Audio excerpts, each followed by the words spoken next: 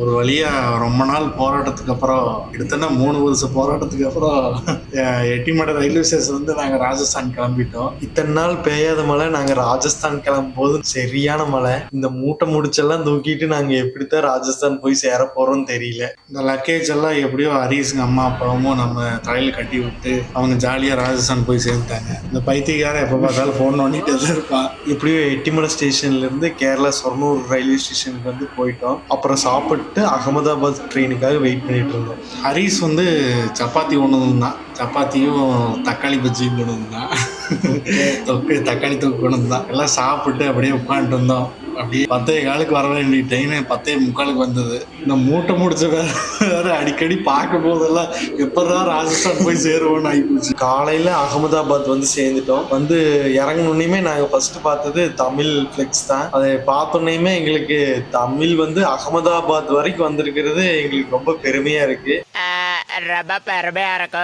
Ahmedabad station வந்து அடுத்தது எங்களுக்கு ராஜஸ்தான் ட்ரெயின். ஆனா நாங்க வந்து அந்த ராஜஸ்தான் ட்ரெயின்ல வந்து போகல. ஏன்னா ராஜஸ்தான்ல வந்து அந்த மாசம் வந்து கல்யாண சீசன். எல்லாம் நாங்க அந்த பிளாட்ஃபார்மே ஃபுல்லா பாத்தீங்கன்னா அந்த கல்யாணத்துக்கு போகக்கூடிய பேசஞ்சர்ஸ் பாத்தீங்கன்னா அதிகமா இருந்தாங்க. நாங்க கூட்டத்தை பார்த்துட்டு ட்ரெயின்ல போக வேண்டாம், சரி பஸ்ல போயிடலாம். ஏன்னா அகமதாபாத்ல இருந்து ஹரிஸோட ஊருக்கு வந்து பாத்தீங்கன்னா ஒரு 500 கிலோமீட்டர்ஸ் தான். ரயில்வே ஸ்டேஷன்ல இருந்து பஸ் ஸ்டாண்டுக்கு பாத்தீங்கன்னா ஒரு 5 கிலோமீட்டர் தான். அதனால நாங்க சரி ஆட்டோல போயிடலாம் அப்படின்ட்டு ஆட்டோ ஒன்று பிடிச்சி ஆட்டோவில் போனோம். ஒரு வழியை எப்படியோ ஒரு பஸ் கிடைச்சதுங்க ராஜஸ்தான் போகிறதுக்கு. அந்த பஸ்ஸில் எல்லாரும் இந்த மூட்டை முடிச்செல்லாம் ஏற்றி உள்ளே வச்சுட்டு எல்லாம் கிளம்பிட்டோம். கிளம்பி போனால் உள்ள பஸ்ஸுக்குள்ள 30 பேர் போகிற பஸ்ஸில் கிட்டத்தட்ட ஒரு 56 பேர் உட்காந்துருந்தாங்க. 2 பேர் உட்கார வேண்டிய இடத்துல நாங்கள் ஒரு 5 பேர் உட்காந்துருந்தோங்க. எப்படியோ தக்கி முக்கி ராஜஸ்தான்ல இருக்கிற பாலி அப்படிங்கிற பஸ் ஸ்டாண்டுக்கு வந்து சேர்ந்துட்டோம். இங்கிருந்து ஹரிசூருக்கு ஒரு 5 கிலோமீட்டர் தான். ஹரிஸோட அப்பா வந்து பிக்கப் பண்ணிக்கிறேன்னு சொன்னாரு. அதனால அங்க வெயிட் பண்ணிட்டு இருந்தோம் பஸ் ஸ்டாண்ட்ல. கோயம்புத்தூர்ல இருந்து கிளம்பும்போது தான் மழைன்னு பார்த்தா இங்க வந்து பார்த்தாலும் இங்கேயும் மழை.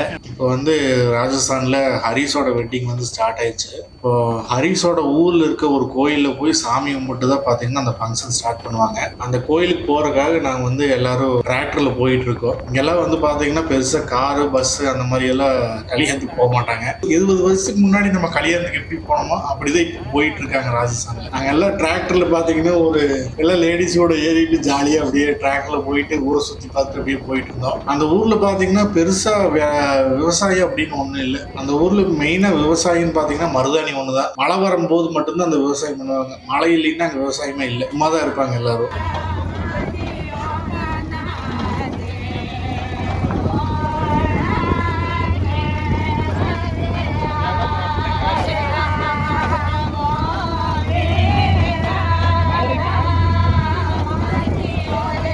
இங்கே இருக்கிற லேடிஸ் எல்லாம் பார்த்தீங்கன்னா சும்மா இருக்கும்போது இல்லாட்டி எங்கேயாச்சும் ட்ராவல் பண்ணும்போது இல்லாட்டி இந்த காட்டுக்குள்ள ஏதாச்சும் வேலை செய்யும் போது இவங்கெல்லாம் ஒரு பாட்டு பாடிட்டே தான் இருப்பாங்க. இந்த பாட்டெல்லாம் வந்து அவங்க சும்மா சினிமா பாட்டு அந்த மாதிரி எல்லாம் ஏதாச்சும் பாடுறது இல்லை. அவங்களோட ஹிஸ்ட்ரி, அவங்களோட கலாச்சாரம் இதை பற்றி தான் பாடுவாங்க.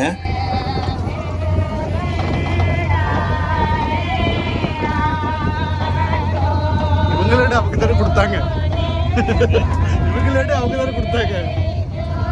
இந்த பாட்டு வந்து நம்மளுக்கு வேணால் புதுசாக இருக்கலாம்.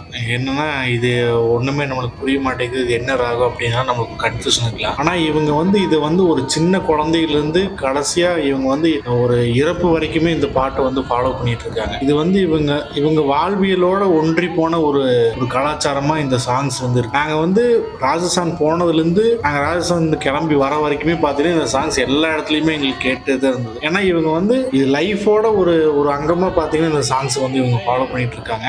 நான் கேட்கும்போது எங்களுக்கு இந்த சாங் வந்து நல்லா இருந்தது.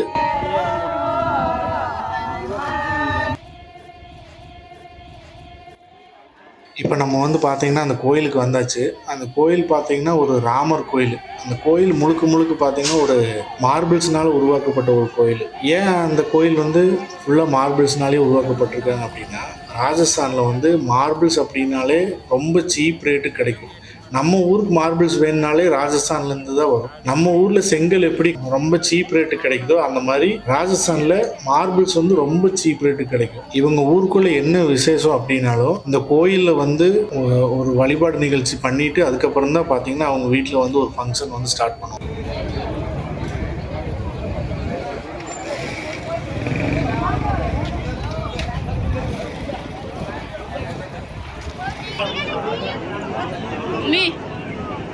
கோயிலுக்கு போயிட்டு வந்தோடனே சாப்பிடலாம் அப்படின்ட்டு போனோம். அங்கே போய் பார்த்தா 100 பேர் உட்காந்து சாப்பிட்டுக்கிறாங்க. சரி அப்படின்ட்டு நம்மளும் அடிச்சு பிடிச்சி ஒரு இடத்த பிடிச்சி உட்காந்துட்டு சாப்பிட்றதுக்கு. அங்கே என்ன ஸ்பெஷல்னு பார்த்தீங்கன்னா சாப்பாடு, மோர் குழம்பு, சக்கரை பொங்கல், அப்புறம் பப்படம். இதுதாங்க சாப்பாடு. சரி வேற வழி இல்லை, பசிக்குதுன்ட்டு நாங்களும் ஃபுல்லாக வெளுத்து கட்டிட்டோம். அங்கே எப்படின்னு பார்த்தீங்கன்னா ஒரு பிளேட்ல 3 பேர் உட்காந்து சாப்பிடணும். நாங்கள் 5 பேர் போயிருந்தோம். 3 பேர் ஒரு பிளேட்லேயும் 2 பேர் ஒரு பிளேட்லேயும் உட்காந்து சாப்பிடுவோம்.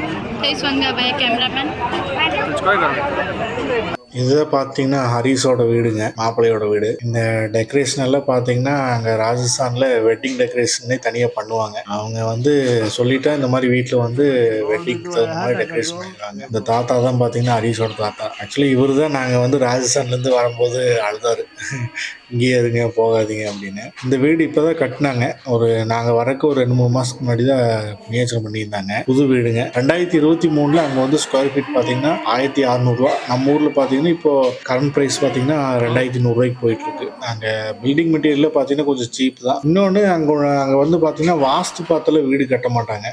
ரேண்டமாக அவங்க இடம் எந்த மாதிரி இருக்குதோ அதுக்கு தகுந்த மாதிரி வீடு கட்டிடுவாங்க.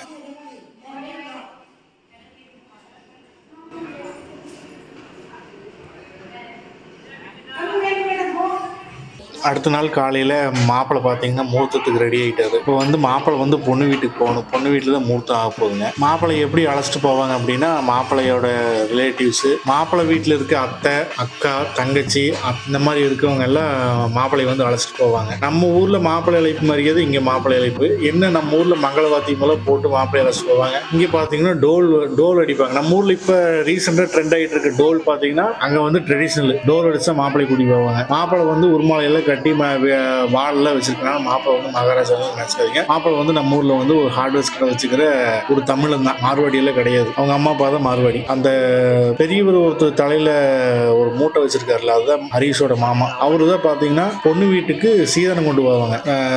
வசதி இருக்கிறவங்க கோல்டு எல்லாம் கொண்டு போவாங்க, வசதி இல்லாதவங்க துணி, அப்படி இல்லாட்டி அவங்களால முடிஞ்சது ஏதாவது பொண்ணு வீட்டுக்கு கொண்டு போவாங்க.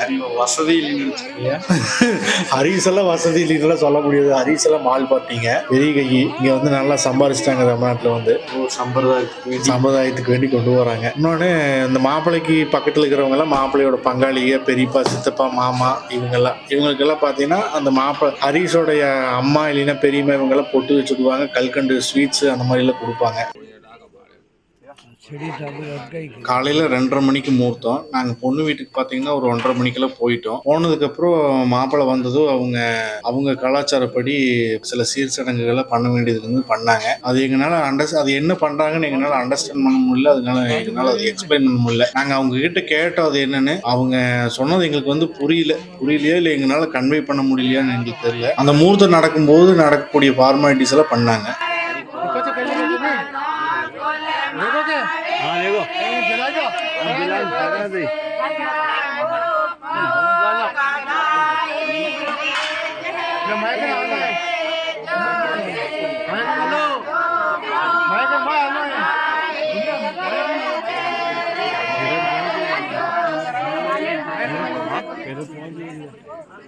முகூர்த்தம் முடிஞ்ச பிறகு பொண்ணு மாப்பிள்ளையும் மாப்பிள்ளையோட வீட்டுக்கு வந்து பாரம்பரிய விளையாட்டு. அது என்னன்னு பார்த்துட்டீங்கன்னா மாப்பிள்ளையோட மாமா வந்து மாப்பிள்ளை மேல பஞ்சை பிச்சு போடுவாங்க. பொண்ணு வந்து அதை வந்து தேடி கண்டுபிடிக்கணும். அதுக்கப்புறம் மாப்பிள்ளையோட அக்கா வந்து பொண்ணு கையில வந்து கயிறு நல்லா இறுக்கி கட்டிடுவாங்க. அது வந்து மாப்பிள்ளை அதை அந்த கட்டை அவுத்து அதை தூக்கி வீசணும். அதை வந்து பொண்ணு தேடி கண்டுபிடிச்சு மாப்பிள்ளை கிட்ட கொண்டு வந்து கொடுக்கணும். இதுதான் கேமோட கான்செப்ட்.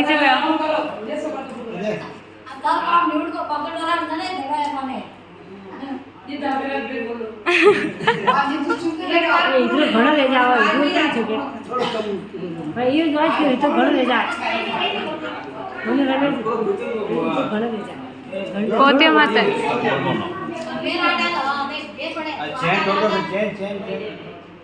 चैन ले ले पोते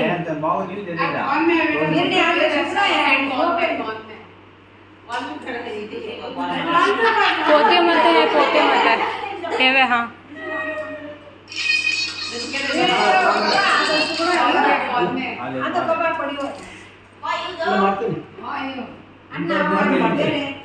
वो पकड़ वो उठे को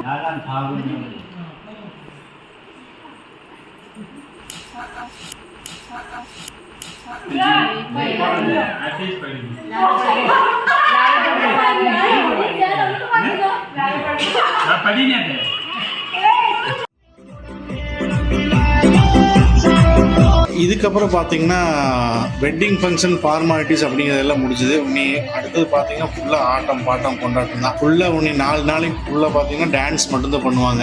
லேடிஸ் தனியாக ஆடுவாங்க, ஜென்ட்ஸ் தனியாக ஆடுவாங்க, பொய்க்கால் குதிரை இந்த மாதிரி டான்ஸ் எல்லாம் இருக்கும், டிஜே போடுவாங்க. ஆக்சுவலாக இதுதான் இங்கே வந்து கல்ச்சரே, ஃபுல்லாக டான்ஸ் ஃபங்க்ஷன்ஸ் தான் பண்ணுவாங்க. ஆனால் எங்களுக்கு என்னென்னா 4 நாளைக்கு ஃபுல்லாக நல்லா டைம் பாஸாக இருந்தது. எங்களுக்கு இதில் வந்து ரொம்ப பிடிச்சது என்னென்னா அந்த கோலாட்டம் ஒன்று ஆடுவாங்க.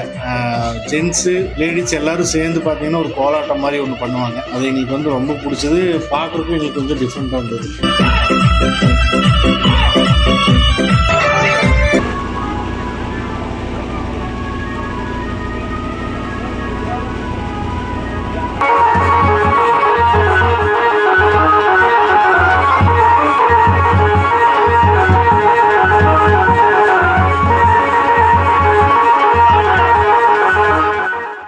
இதுதான் பார்த்தீங்கன்னா பொண்ணு மாப்பிள்ளை ஊர்வலம் போகிறது. அந்த ஊருக்குள்ள அந்த பொண்ணு மாப்பிள்ளை பார்த்தீங்கன்னா ஊரை சுற்றி வருவாங்க. அந்த சமயத்தில் பார்த்தீங்கன்னா இந்த மாதிரி ஒரு எம்ப்ராய்டிங் பண்ண ஒரு கொடை, பொய்க்கால் குதிரையாட்டம், டோலு, அப்புறம் பார்த்தீங்கன்னா இந்த டிஜே இந்த மாதிரி எல்லாம் போட்டு பார்த்தீங்கன்னா பொண்ணு மாப்பிள்ளை வந்து ஊர்வலமாக கூட்டிகிட்டு போயிட்டு வருவாங்க.